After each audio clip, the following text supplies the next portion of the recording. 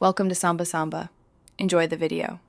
In this video, I will explain how to make green tea powder at home. First, you'll want to select the best green tea leaves.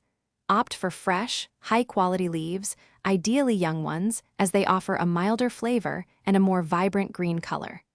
Always check for any blemishes or damage, ensuring your starting material is pristine for the best results. Next, it's time to prepare your leaves. Steam the fresh green tea leaves for about 30 to 60 seconds. This crucial step stops the oxidation process. After steaming, spread the leaves thinly and evenly on a tray.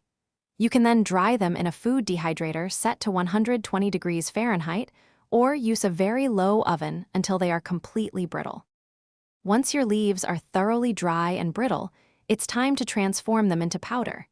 Use a dedicated spice grinder or a powerful high-speed blender to achieve the finest consistency possible. For an extra smooth texture, sift the ground powder through a very fine mesh sieve.